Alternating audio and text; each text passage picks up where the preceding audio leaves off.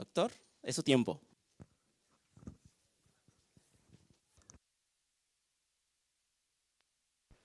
Muy buenas noches, hermanos. Me alegra verlos muchísimo, no saben cuánto.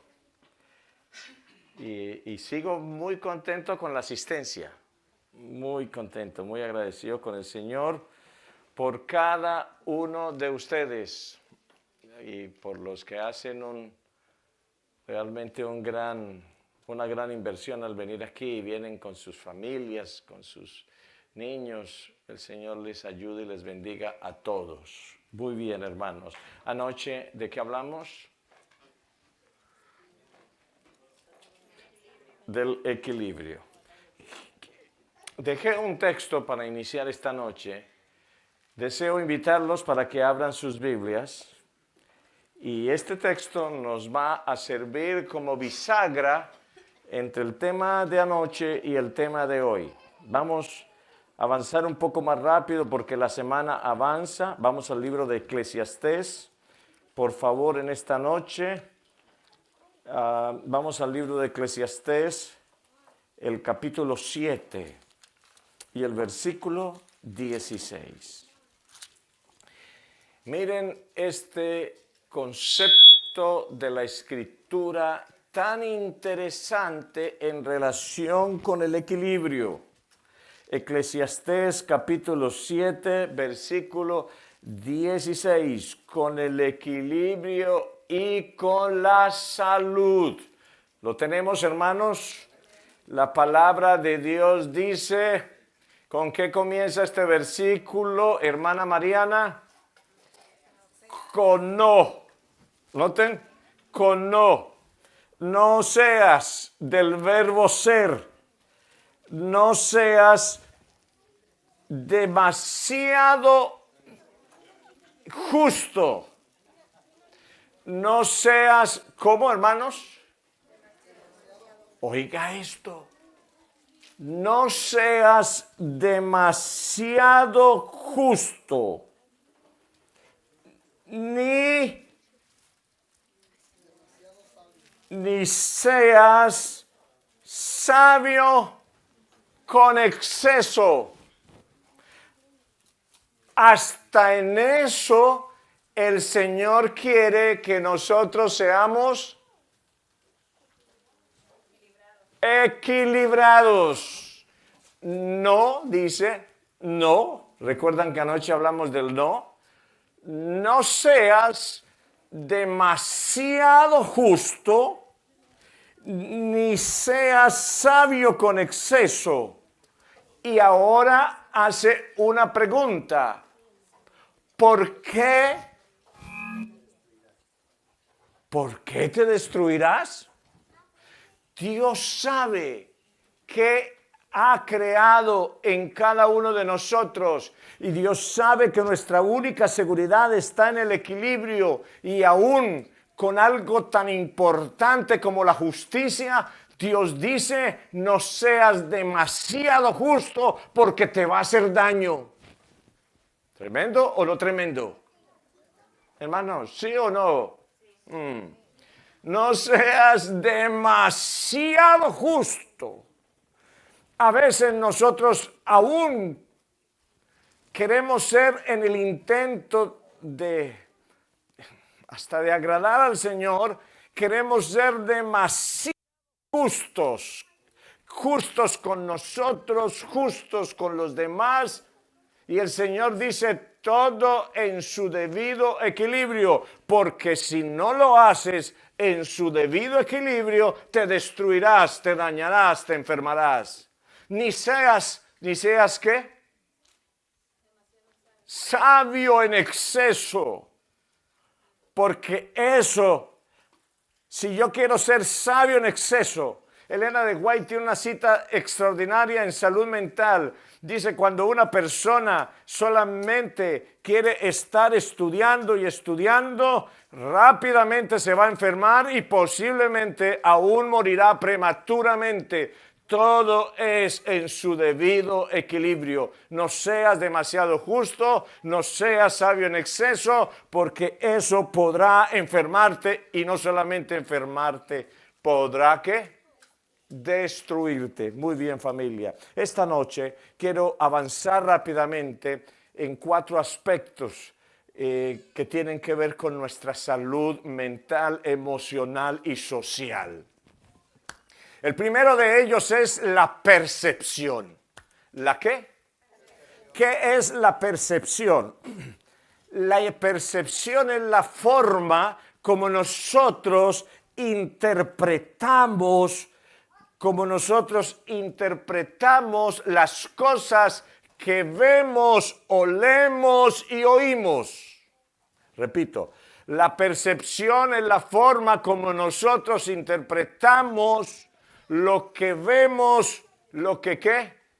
Olemos y lo que oímos. Permítanme ir rápidamente a la escritura. Segunda de Corintios, capítulo 11, versículo 3. Hoy voy a andar rápido porque necesito, hoy me dijo el pastor, no se le olvide que hoy es miércoles y le queda poquito. Así que debo aprovechar el tiempo con ustedes. Segunda de Corintios capítulo 11, versículo 3, dice la palabra del Señor, pero temo que como la serpiente con su astucia engañó a Eva, vuestros sentidos sean de alguna manera extraviados de la sincera fidelidad de Cristo. La percepción es un extravío de mis sentidos, de tal manera que las cosas que a mí me pasan, yo las interpreto mal. ¿Entendemos eso? ¿Cuántas de las situaciones que nosotros vivimos a diario nos hacen sufrir y nos hacen dañar relaciones y nos hacen sentir mal sencillamente porque nosotros le hemos dado una lectura equivocada? Permítanme leer rápidamente 2 o 3 versículos en esta noche. Primer versículo, Génesis 8:21. Génesis 8:21. ¿Lo tenemos? ¿Qué dice la palabra del Señor? Y percibió Jehová. ¿Lo quiere leer, hermana?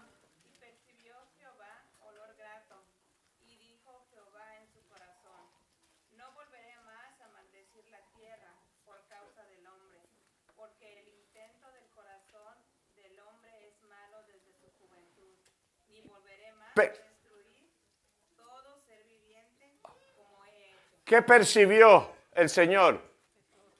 No, ¿qué percibió el Señor? El olor. ¿El qué? ¿Saben algo? Mi madre, una mujer sencilla, repito, que no hizo más de 1 año de estudio, y mi padre igual, me enseñaron algo, me decían, yo lo escuchaba que ellos hablaban, esto me huele mal. ¿Esto me qué? Y nosotros hemos perdido eso. ¿Usted no han oído eso? Cuando ellos veían que una situación estaba así regular, cuando un muchacho empezaba a visitar mucho a mi hermana, decía mi papá, esta visitica me huele mal. El sábado que el pastor me trajo aquí a la iglesia, yo llegué y lo primero que hice fue oler. Y llegué a la conclusión, esto me huele bien. Porque nosotros percibimos a través de nuestros sentidos. Y una de las cosas que el Señor dice es que el Señor percibió el ¿qué? El aroma, el olor. Usted ya aprendió a percibir el olor de su casa, de su trabajo, de la iglesia, de sus relaciones. Miren esto tan interesante. ¿Qué respiraba Pablo? ¿Qué respira usted, pues? A ver, ¿qué respira usted? Estoy seguro que no. Bueno, usted también, ¿no? Pues sí, hay que respirar aire. Pero vamos al libro de Hechos, el capítulo 9. Hechos capítulo 9, versículo 1. Hechos capítulo 9, versículo 1. Oigan lo que dice la palabra del Señor. ¿Lo tenemos, hermanos? Dice, Saulo. ¿Quién? ¿Quién? ¿Quién era Saulo? El futuro apóstol Pablo. ¿Qué respiraba? ¿Por qué la Biblia dice eso? ¿Cómo así que respiro amenazas? No. Amenazas y ¿saben lo que dice la Escritura? Yo puedo en mi casa crear una atmósfera donde sin decir absolutamente nada, lo que mi esposa y mis hijos respiran es amenazas y muerte. Es orgullo, es vanidad, es soberbia, es autoritarismo. Esta noche con disimulo, respírele a su esposo a ver si le huele algo. ¿Entendemos eso? Necesitamos, cuando nosotros estamos en el culto familiar, yo necesito hacer dos cosas.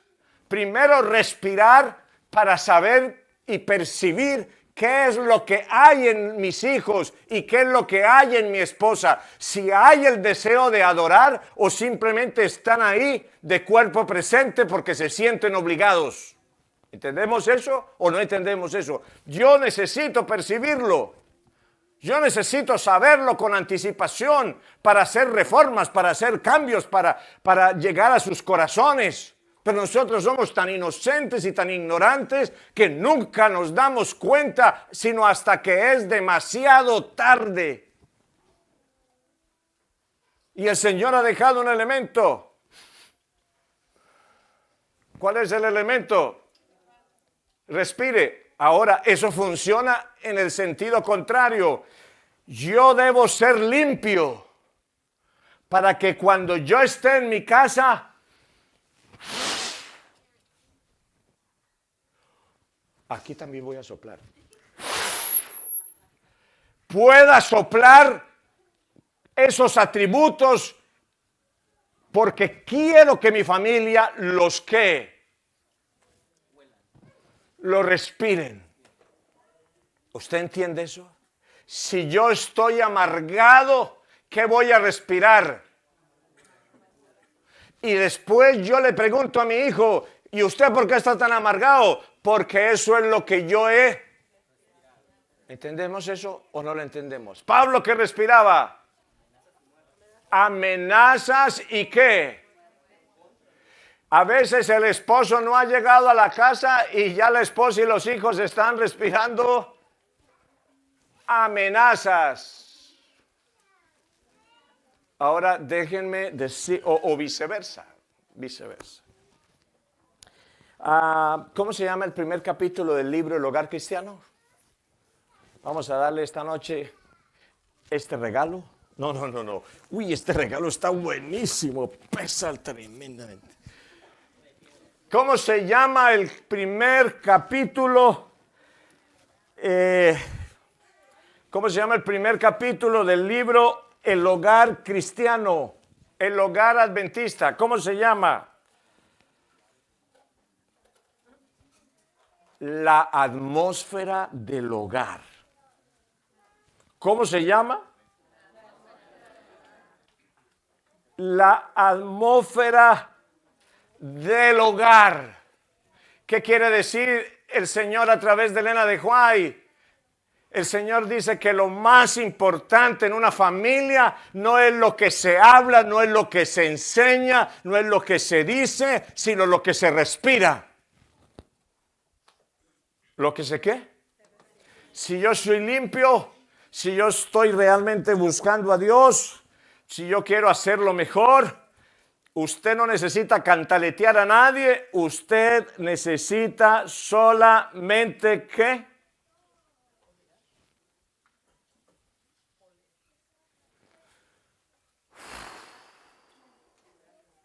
respire. ¿Entendemos eso? Bueno, no tengo tiempo para más. ¿Importante o no importante? Nosotros pensamos que es con la lengua. El Señor dice que es con la respiración. Menos cantaleta. Eso es como, ¿saben qué es esto? Esto es como comer ajo. Cuando usted come ajo, usted no necesita decirle a su esposa que comió ajo. ¿Es correcto? O cebolla. Su esposa a las 2 o 3 horas iba a decir, ¿comiste ajo? ¿Y cómo lo supo? Porque lo transpiro. Y cuando yo coma del Señor y me alimento del Señor en la experiencia verdadera, yo no tengo que decirle a mi esposa que yo soy muy consagrado, que yo creo en el Señor. Yo solamente debo pararme al lado de ella y eso va a salir como el ajo. Ella lo va a oler y mis hijos lo van a oler. Y eso se llama percepción. Muy bien, familia. Ahora quiero invitarlos a abrir sus Biblias en un trabalenguas. ¿Conocen los trabalenguas o no conocen los trabalenguas? En un trabalenguas que hay en Mateo, capítulo 6, versículo 13.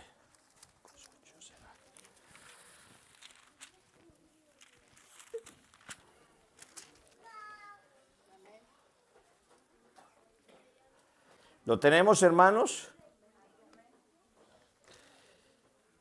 Dice la palabra del Señor, San Mateo capítulo 6, versículo 13. Y esto lo dice el Señor de una manera extraordinaria. Discúlpenme, Mateo 13. Yo les dije 6, ¿verdad? Mateo 13. Ese era para probar su fe, a ver si ustedes tenían fe o no tenían fe. Mateo capítulo 13. Versículos, vamos a leer 14 al 17. De manera, dice la palabra del Señor, de manera que se cumple ¿qué? Se cumple en ellos la profecía de Isaías que dijo, de oído oiréis, pero no entenderéis. ¿Y luego qué dice? Y viendo veréis. Jesús le está hablando a sus discípulos y les está diciendo, ustedes tienen un problema. Ustedes ven pero no entienden, oyen pero no perciben. El pastor puede venir aquí y predicar cada sábado sobre salvación y presentarles el mejor plan, la mejor perspectiva de salvación. La pregunta es, ¿ustedes entienden? ¿Ustedes perciben? Jesús, el mejor maestro, vino a predicar, vino a enseñar y encontró un grave problema en sus discípulos. Ellos oían, pero no. A ver, hermanos, oían, pero no. ¿Y qué más? Oiga, ustedes inventan hasta en medio versículo. Veían, pero no percibían. Veían, pero no percibían. Y ahora empieza el trabalenguas. Porque el corazón de este pueblo se ha engrosado y con los oídos oyen ¿cómo? Y han cerrado sus ojos para que no vean con los ojos y oigan con los oídos y con el corazón entiendan y se conviertan y yo los sane. ¿Qué trabalenguas tan bravo es? O sea, necesitamos una semana más para explicar este versículo, porque imaginen ustedes ese versículo. Han cerrado sus ojos para que vean con los ojos, oigan con los oídos y con el corazón entiendan. Entonces, ¿saben cuál es el problema de la percepción? Nosotros, ¿con qué órgano entendemos? Eso, díganlo más fuerte, ¿con qué? Inventistas. Perdónenme. El Señor dice que nosotros tenemos un problema Porque entendemos con la cabeza. Y el Señor dice, ustedes necesitan entender con él. ¿Con el qué? ¿Quién es el que entiende con el corazón? Los novios. ¡Ay, qué terquedad tan brava de un novio! ¿Saben por qué un novio es tan terco? Yo no sé, hermana. Hermana Génesis. ¿Por qué la hermana Génesis se casó con el hermano Benjamín? No entendió con la cabeza, ella entendió con el qué. ¿Entendemos eso? El Señor dice, el problema de ustedes es que vienen aquí cada sábado, vienen aquí cada reunión y ustedes entienden, claro que entienden, ¿con la qué? Y esto no se debe entender con la cabeza, esto se debe entender con él. Y yo le pregunto hoy a la hermana Génesis, ¿y usted por qué se casó con él? Y ella me dice, no sé, no entiendo, pero lo amo. ¿Cómo? Explíqueme eso. Y el Señor... No, hija mía, tenga cuidado. Y el Señor dice claramente, mire lo que dice, y con el corazón, mire lo que viene diciendo, para que vean con los ojos, oigan con los, y con el qué, con el corazón entienda. ¿Y qué pasa cuando yo oigo y entiendo con el corazón? ¿Qué pasa? El Señor dice, cuando yo entiendo con el corazón me convierto. Cuando yo entiendo con la cabeza me vuelvo esterco. Me vuelvo un problema. No sé si me hago entender. Yo necesito aprender a entender con qué. Cuando en mi vida ha pasado alguna tragedia, yo debo ir ante el Señor no para entenderlo con la cabeza, sino para entenderlo con el qué, con el corazón. Mi corazón tiene que ponerse en contacto con el corazón de Dios y saber que Dios lo ha permitido, que yo no lo entiendo, que es una desgracia para mí, pero que el Señor me ama y el Señor finalmente me va a mostrar cuál fue su propósito para mi vida. Pero con él, ¿con el qué? Les voy a hacer una invitación a los jóvenes que me están escuchando. Cásense con la cabeza para que vean lo que les va a pasar.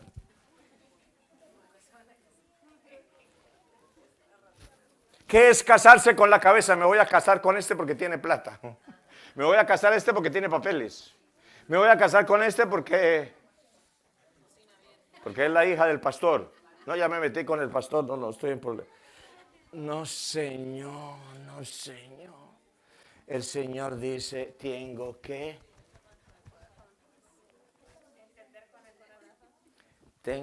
entrar en una experiencia con el qué, con el corazón. ¿Qué significa una experiencia con el corazón? Una experiencia que percibe, que entiende las razones de Dios, aunque no entienda yo las razones. Y por eso es que yo le digo, mire, pero ¿cómo se va a casar usted con ese hombre? Mire lo feo que es. Y dice, no importa, pero lo quiero. Y yo le digo, ¿por qué no se casa con este tan simpático? Porque no lo quiero. ¿Con qué está pensando? ¿Con qué? El Señor dice, entiendan con el qué.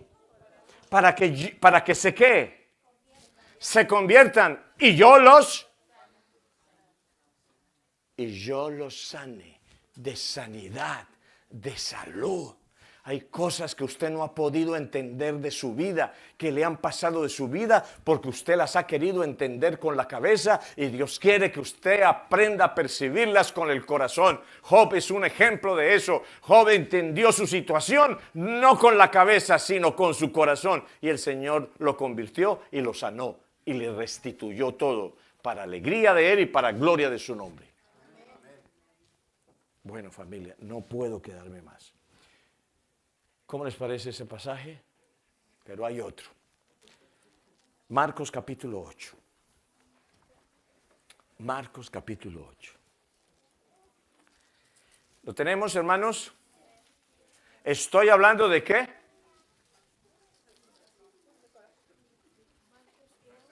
Percepción. Gracias. ¿Estoy hablando de qué?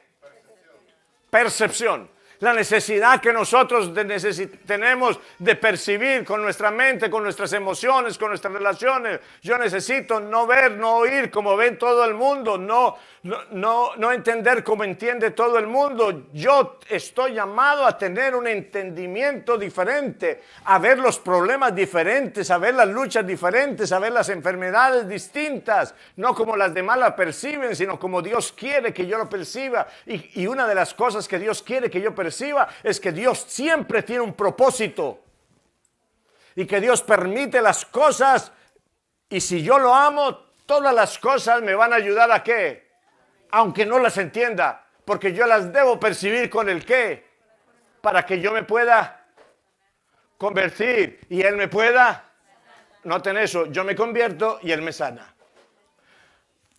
Listo, vamos a San Marcos capítulo 8. ¿Lo tenemos? Versículo 13 en adelante. Y dejándolos, ahora familia, permítanme aclarar algo. Esto que vamos a leer es un relato entre Jesús y sus discípulos. Jesús y sus discípulos. Y habían olvidado traer. ¿Y habían olvidado traer qué? Pan. Y no tenían sino, a ver, léanlo, un qué, consigo en la barca. Y Él les mandó diciendo, mirad, guardaos de la qué. Oiga, ¿entienden la intención de Jesús? Como Jesús se dio cuenta que los discípulos estaban preocupados, ¿por qué? Por el pan, y discutiendo por el pan, Jesús les habló de la levadura. La levadura es para hacer ¿qué? Pan. Jesús les dice, ahora Jesús hace una mezcla aquí. Mirad, guardaos de la levadura de los fariseos y de la levadura de Herodes.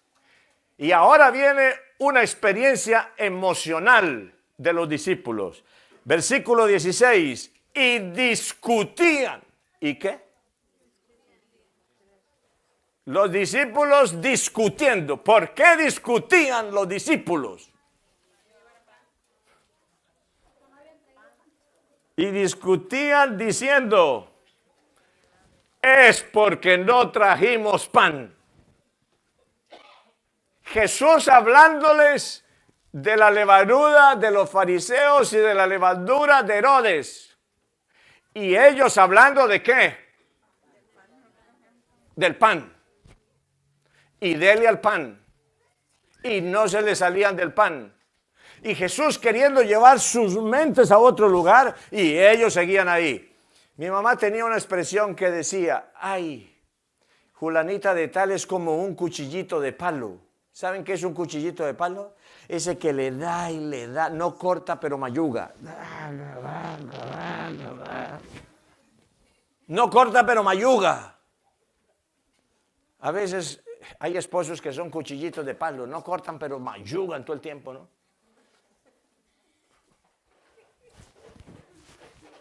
Y dale con lo mismo, y dale con lo mismo. Y hay esposas que a veces cortan y mayugan. No. Bueno, volvamos al tema. Y diciendo entre sí, es porque no trajimos pan. Y entendiéndolo Jesús les dijo, ¿qué discutís? ¿Qué le preguntó el Señor? ¿Porque no tenéis pan? Recuerden que ya había pasado el milagro de los 5,000 panes. ¿Se acuerdan? Ya había pasado. Pero a los discípulos se les olvidó. Y ahora, ya no, después de ver que el Señor sacó de nada 5,000 panes, ahora estaban en una pelotera por un pan. Así como en la casa, ¿no? ¿Por qué pelea uno, hermana Génesis? ¿Por qué me movió ese florero de ahí? Oye, y por eso, sí, es que no me lo mueve de ahí, el otro no, pero es que no se ve bien ahí. Ellos estaban disfrutando, ellos estaban peleando era por un pan, por una agua. Todos los 11 discípulos, los 12 discípulos. Y Jesús se metió en la historia para ayudarlos. ¿Qué discutís? ¿Porque no tenéis pan? Ahora Jesús hace la pregunta central de esta noche. ¿No entendéis? ¿No qué? A ver, familia, ¿no qué? ¿No entendéis? Ni... ¿No qué? ¿No entendéis ni? ¿Cuál es la queja nuestra? Es que a mí no me entienden. Es que a mí no me comprenden. ¿O no? Es que andamos nosotros con esa historia. Entonces, usted en esas y llega un hermano que no es su esposo, o llega una hermana que no es su esposa y dice, venga, yo lo comprendo. Yo sí lo entiendo. Y usted se derrite. ¿Entendemos eso? ¿Usted ha entendido a Dios? ¿Usted ha comprendido a Dios? ¿O usted esta noche está aquí herido? ¿Y usted esta noche está aquí magullado? Porque sencillamente como los discípulos, hay cosas en su vida que usted no ha podido percibir y que usted no ha podido entender ni ha podido comprender. Miren lo importante. Y esto eran los discípulos, no eran nosotros, eran los discípulos. Escuchen, aún tenéis que, aún tenéis endurecido, ciego el corazón. Otra vez Jesús insiste que la cosa es con el qué. ¿Con el qué? Con el corazón. Ahora, ¿qué es el corazón? Para no dejar... No es eso de cupidos que yo hago así y que vivo mandando corazones. El corazón es el lugar en el cuerpo humano donde están las emociones, los pensamientos, los sentimientos. Es la sede donde todo se ubica, donde el Señor ha puesto toda esa parte emocional, relacional y mental. Ahí está todo reunido. Y tan sagrado es el Señor que en la anatomía todavía nadie ha podido encontrar dónde es que exactamente se procesan todos los pensamientos, los sentimientos y las emociones. Y aquí dice la palabra del Señor, aún tenéis endurecido vuestro corazón teniendo ojos y teniendo oídos. Y ahora el Señor entra a un campo distinto. ¿Y no qué? ¿Y no qué? ¿Los discípulos recordaban o no recordaban? Los discípulos recordaban. Aquí Jesús les hace el examen. Cuando partí los 5 panes entre 5,000, ¿cuántas cestas llenas de los pedazos recogisteis? Y ellos dijeron. O sea, ¿se acordaban o no se acordaban? Perfectamente. Ellos se acordaban, ¿dónde? Pero no en el qué. Ellos habían aprendido la verdad acerca de Dios en su mente, pero no habían aprendido la verdad de Dios en su corazón. Ellos tenían la teoría de la verdad, pero no tenían la experiencia de la verdad. Ahora Jesús les hace la segunda pregunta. Y cuando los 7 panes entre 4,000, ¿cuántas canastas llenas de pedazos recogisteis? Y ellos dijeron 7. Y les dijo, ¿y todavía no entienden?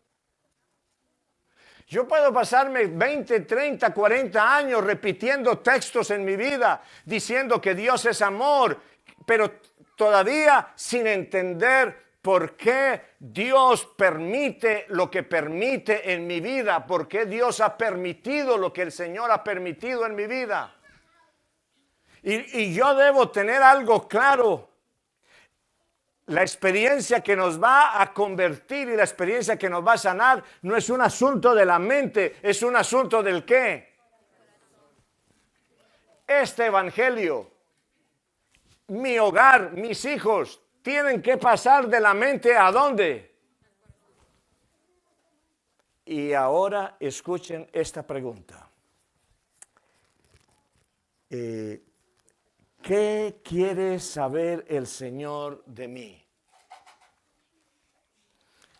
A ver si entendemos esto con el corazón.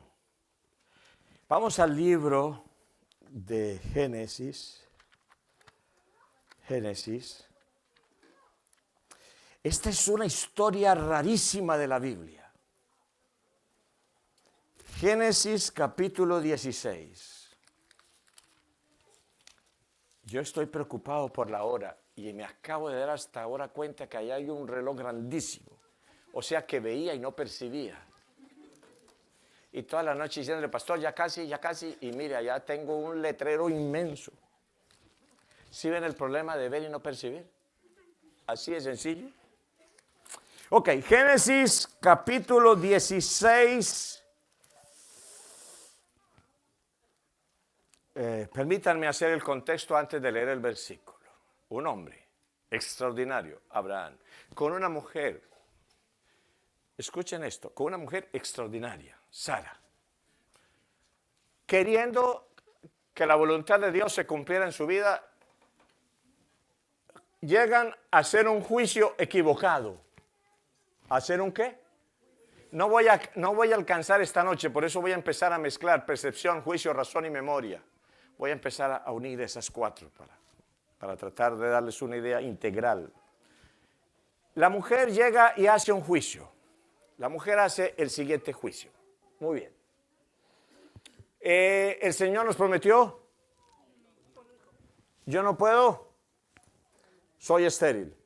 Se miró al espejo y dijo, tengo bolsas, los párpados se me están cayendo, los pómulos se me están hundiendo y la quijada me está saliendo. Me estoy volviendo vieja, como yo. Entonces dijo,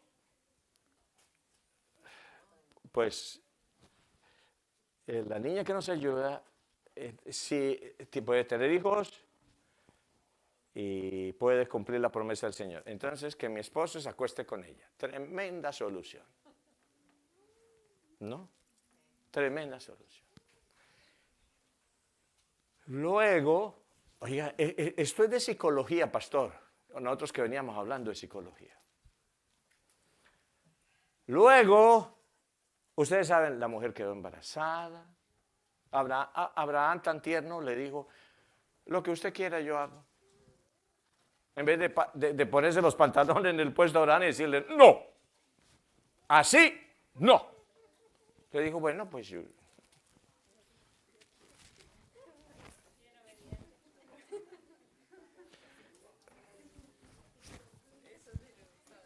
Sí, dijo, pues la idea no está así, mala del todo, no, y más si viene usted, pues, amor, lo que usted diga. Y bueno, ustedes saben que eso terminó así. Pero eso no terminó así, eso terminó en tremendo problema. Tremendo problema mental, emocional y social, y espiritual y hasta físico. Porque la esposa empezó a sentirse, ¿cómo empezó a sentir Sara? Incómoda, celosa, y llegó a una conclusión tan fácil, échela. Échela. Y Abraham volvió a decir,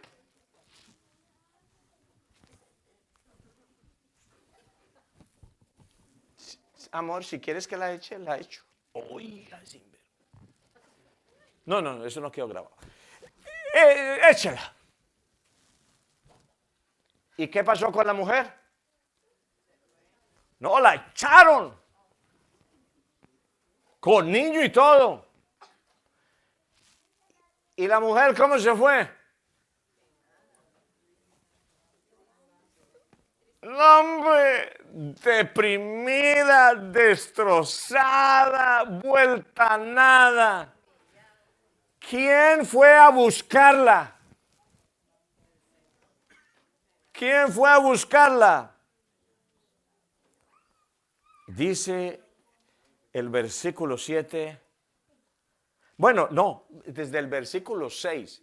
Aunque yo quiero leer desde el versículo 1, pero el tiempo no me da. Vámonos con el versículo 6. Y respondió Abraham a Sarai: he aquí, tu sierva está en tu mano. Oiga, ese Señor. Haz con ella lo que bien te parezca. Venían en ese cuento hace rato. Y a Abraham se le olvidó que él era cabeza de la familia. Y que él tenía que tener como cabeza a Cristo. Y que él era el responsable por lo que pasara o no pasara ahí. ¿Entendemos o no entendemos? He aquí tu sierva está en tus manos, haz con ella lo que bien te parezca. Y como Sara la que... No invente, a ver. Como Sara... Esa versión tenemos que bautizarla. Y como Sara la que... ¿Qué diferencia hay entre afligió y afligía? Que afligía está en presente continuo, o sea que era un cuchillito de palo, dele. Primero la usó y luego la mayugó hasta que más no pudo. Así hacemos nosotros. Nosotros primero la usamos la gente y después la magullamos. Dice, la afligía. Dice, ella huyó. Yo había dicho que la echó, discúlpenme, la estaba calumniando. Dice, ella huyó de su presencia. ¿Ella qué? Pues claro, como usted dijera, ni boba que fuera.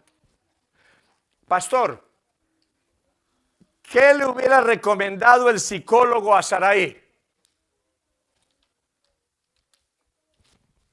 El psiquiatra, ¿qué le hubiera recomendado? Váyase. ¿Usted qué hace ahí? ¿No es sinvergüenza? ¿Qué está esperando? Váyase de ahí. Sí, gracias, hermano. Versículo 7, Agar. ¿Y la halló quién? El ángel de Jehová junto a una fuente de agua, ¿en dónde? En un desierto. No la encontró en McDonald's, ni la encontró en Denny's. No, señor, en un desierto. Sin nada. Junto a la fuente que está en el camino. Y le dijo, Agar. Oiga cómo la saluda el Señor. Agar, sierva de Sarai. Sierva de Sarai. ¿De dónde? ¿Qué significaba de dónde viene? ¿Qué significaba de dónde viene? Hermano, ¿usted de dónde viene? ¿De México? ¿Y usted de dónde viene, hermana? No, ¿de dónde viene? El Señor le está preguntando el sitio geográfico. El Señor le está preguntando, ¿de dónde viene? ¿Quién fue tu abuelo? Yo quiero saber quién era tu papá. Yo quiero saber cómo fue tu niñez, de dónde vienes, de qué hogar vienes, para poder ayudarte. Yo quiero saber cómo fue tu niñez, de dónde vienes, cómo te trataron a ti cuando eras niño.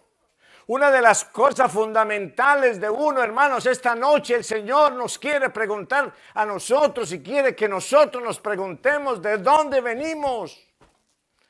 Yo muchas veces me he sentado en la madrugada en mi cama y le he preguntado al Señor, Señor, ¿de dónde vengo? ¿Quién era mi abuelo? Debía ser terrible. ¿Quién era mi bisabuelo? Porque yo tengo luchas terribles. ¿Entendemos eso o no entendemos? ¿De dónde vienes? ¿Y usted ya se preguntó su esposa de dónde viene? Su esposa puede venir de una violación, su esposa puede venir de un maltrato, su esposa puede venir de una tragedia terrible y el Señor quiere saber de dónde viene. ¿Para qué? Para así mismo tratarla con una misericordia especial. ¿Aló? ¿Entendemos eso, hermanos? ¿De dónde viene la hermana Génesis? Y, y si ustedes me preguntan de dónde vengo yo, y yo les cuento, como lo hice en el final de Maranata, algunos hermanos lloraron y me dijeron, yo no puedo creer que a usted le haya pasado eso. El Señor tiene dos preguntas que yo debo hacer para mi vida y que yo debo hacer para la de mi esposa. Primera pregunta, ¿de dónde viene? Segunda pregunta, ¿cuál es la pregunta? ¿Y para dónde cree que va? Yo debo mirar a mi esposa, a mis hijos. ¿Usted ya se preguntó a sus hijos de dónde vienen ellos? Yo tengo 3 hijos y cuando me pregunto eso en mi meditación con el Señor, yo puedo ver que nacieron en 3 momentos distintos de mi vida y que ellos tienen 3 tipos de luchas distintas por haber nacido en 3 momentos distintos de mi vida. No sé si entendemos eso. Y yo debo preguntarme por cada hijo, ¿para dónde van? ¿Usted ya se preguntó eso? Así como va mi hijo, ¿para dónde va? Para perpetuar la misma desgracia que nosotros vivimos, la misma desgracia que él me ha visto que yo no he podido vencer. ¿Para dónde van nuestros hijos? ¿Para dónde van nuestras esposas? ¿Para dónde vamos nosotros? He ahí la gran pregunta, ¿de dónde venimos y para dónde vamos? Y Jesús hace algo. Bueno, y permítame, ¿de dónde vienes tú y a dónde vas? Y ella respondió, huyo de delante de Sarai, mi señora. Notan que ella no le dio un lugar geográfico, sino una experiencia. No sé si ella no le dijo, vengo de 2 millas hacia el norte. Ella le dijo, Señor, vengo ¿de dónde? De huir delante de Sarai, mi señora. Y le dijo el ángel de Jehová algo que yo jamás le hubiera dicho, ni ningún psicólogo le hubiera dicho. ¿Qué le dijo? Vuélvase. ¿Cómo? Vuélvase a tu señora y ponte sumisa a ella. Eso no se lo dice a usted ningún psicólogo ni ningún psiquiatra. Yo le hubiera dicho a ella, por allá no vuelva, ni en pintura. Y si la llaman, no conteste. Sinvergüenza esa gente. El Señor la estaba tratando para redimirla. Y queriendo redimirla, el Señor le dice, regrese. ¿Por qué? Porque usted necesita de esa experiencia. Y si usted lo hace, escuche el siguiente versículo. Le dijo también el ángel de Jehová, multiplicaré tanto tu descendencia que no podrás ser contada a causa de la multitud. Yo lo invito esta noche, amigo, hermano, vuélvase al Señor y sométase a Él, no importa lo que le haya pasado. Y dígale, Señor, aquí regreso, aquí vuelvo y me someto a ti. ¿Usted sabe qué es someterse? Señor, no te reclamo más, no te pregunto más.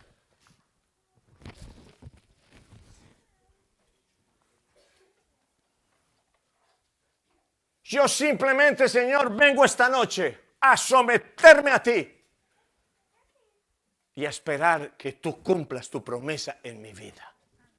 No hay otra opción. Hermano, ¿de dónde viene usted? ¿De una tragedia familiar? ¿De un abuso continuado? ¿De una violación?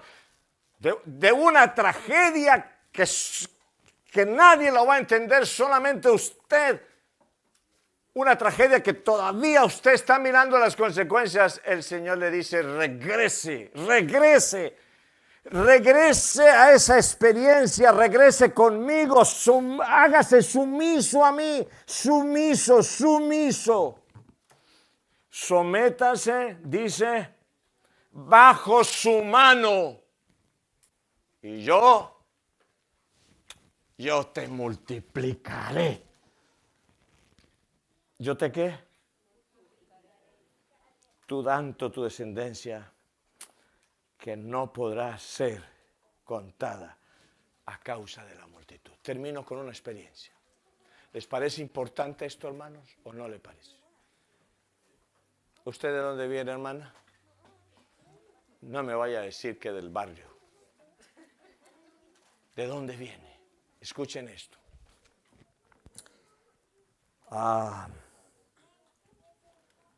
Yo perdí mi primer hogar. Mi esposa una vez decidió que no iba a seguir conmigo. ¿Por qué?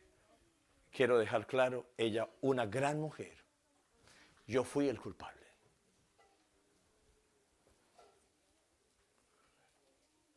Y durante 9 años viví creyéndole a Satanás las mentiras.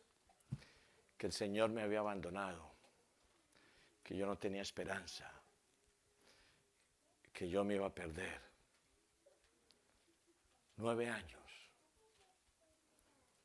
Hasta que el Señor un día, en el momento menos esperado, el Señor me encontró en un cuarto de un lugar de reunión. Y el Señor me dio una evidencia tremenda de su presencia y del propósito que Él tenía conmigo. Y dentro de esa experiencia, el Señor me permitió empezar de nuevo por la gracia de Dios. Por eso vine a los Estados Unidos. Yo no vine por plata, yo no vine a trabajar, nunca he querido venir. Vine porque el Señor me trajo aquí para empezar de nuevo. Y el Señor me dio una esposa. Quisiera contarle la historia, no hay tiempo. Nunca fuimos novios. Nos casamos sencillamente porque los dos, ella y yo, teníamos 2 vidas completamente rotas. Ella huérfana desde 1 año y medio. Su mamá murió atropellada por un carro en Los Ángeles. Rodó por la vida. Y este servidor con una vida rota. Y cuando nos encontramos y el Señor nos reunió, mi esposa llegó como una tremenda bendición para enseñarme, entre muchas cosas, una cosa. Y con esto quiero terminar y unirlo con el tema de anoche. Espero que les sirva. Mi esposa llegó para enseñarme a aceptar que me dijeran que no. Que me dijeran que qué. Mi esposa es una mujer tranquila, pero firme. Noten esto, tranquila, pero ¿qué? Una mujer que me acostumbró al no lógico, firme, constante y tranquilo. Yo venía de Colombia de tener mis empresas, mis carros, y ella, una de las cosas que me dijo que no, me dijo, aquí no manejas, aquí manejo yo. Y ¿sabe qué me dio a mí? Una pataleta, me tiré al piso, me revolqué. Yo decía, imposible que el Señor me haya traído a esto. Y muchas veces en el carro yo le decía manejo, y ella me decía con un no lógico, firme, constante y tranquilo, no. Hubo un momento en que yo abrí la puerta del carro en un semáforo y me bajé. En la lucha que llevábamos porque a mí nunca me habían dicho que no. Y si usted quiere conocer el carácter de una persona, dígale que no. Y ahí usted va a conocer la verdadera persona que es. Y yo me bajé del carro y andaba por las calles de Los Ángeles. ¿Y sabe qué hacía mi esposa? Tranquila. Me seguía despacio con el carro, esperando a ver si yo reaccionaba. Y así pasaron los años. Le preparé la comida a mi esposa. Yo cocino y le preparé la cocina. Y le serví a mi esposa. Le dije, come, mira, te he preparado esto. Le pregunté, ¿te gustó? Y me dijo, no. ¿No te gustó? No. ¿Te lo vas a comer? No. Otra vez convulsioné yo. No te vuelvo a preparar nada nunca más. Así te mueras de hambre, tú verás, yo no te voy a dar nada. Han pasado los años. Yo he aplicado ahora para mi nacionalidad. He esperado mucho tiempo, pero ahora finalmente apliqué. Y un día salimos con mi esposa. Bueno, ahora les debo contar. Ahora mi esposa me dice, ¿quieres manejar? Y yo le digo, no. Pero no porque esté resentido, sino porque he aprendido a que es mejor que ella maneje y yo duermo mientras que ella maneja.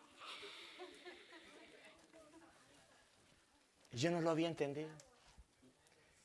Entonces un día me dijo mi esposa, te voy a contar por qué no he querido que tú manejes. Porque quiero que cuando tú te presentes al examen de nacionalidad no tengas ni siquiera un ticket que te impida que puedas llegar a ser ciudadano de este país. ¿Saben? Me da tristeza no haberlo entendido. Ella queriéndome ayudar y yo peleando. Mi esposa me ha dicho, y según el psicólogo soy yo, y estoy más loco. Mi esposa me ha dicho, ¿sabes para qué te he dicho que lo que tú preparas no me gusta? Para que cuando yo prepare algo y a ti no te guste, tú también me digas con libertad y tranquilidad, no me gusta y no te obligue yo a comer lo que no quieras. ¿Entendemos eso? Eso es un miserable ejemplo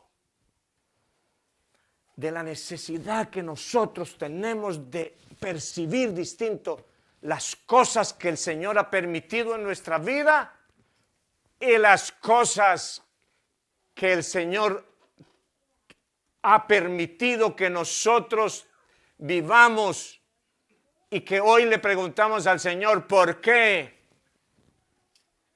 El Señor tiene un propósito. Yo he pasado años sin entenderlas y quiero decirles algo. Yo le doy gracias a Dios porque yo nunca había amado, yo llamo a mi esposa. Qué increíble. Y estoy casi seguro que si me hubiera dicho que sí a todo, yo de pronto no la amaría. ¿Entendemos lo absurdo del asunto? ¿Cuántas veces el Señor nos dice que no? No. Y la Biblia aparece escrita en no, en no. Pero el Señor dice, cada no está cargado de amor. Algún día lo vas a entender. Lo que estás pasando, no lo entiendes ahora. Sométete a mí y yo haré de ti una gran nación. Familia, que el Señor se derrame en ustedes en gracia como se ha derramado en mi vida. Y anhelo que ustedes puedan empezar a ver de alguna manera que la gran mayoría de pruebas son bendiciones disfrazadas de maldición. ¿Escucharon eso? ¿Bendiciones disfrazadas de qué? Satanás quiere darnos maldiciones disfrazadas de bendición. Y Dios quiere darnos bendiciones disfrazadas de maldición. El Señor es el mismo. El Señor quiere pasar por esta iglesia. Yo sé que aquí hay tragedias tremendas para las cuales yo ni siquiera aproximadamente puedo tener alguna palabra. Pero sí les puedo decir por experiencia. Aquí les está hablando un hombre que destrozó su vida por completo. Que me fue seguro de que el Señor me había abandonado para siempre. Y por eso les dije la primera noche y con eso termino esta noche. Yo estoy aquí solo por la gracia de Dios.